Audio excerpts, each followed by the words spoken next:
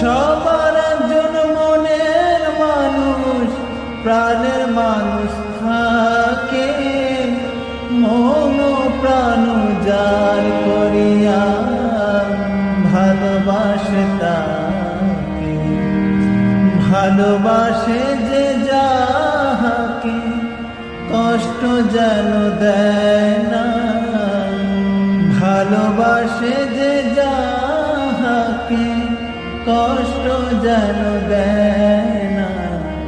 আপন মানুষ কষ্ট দিয়ে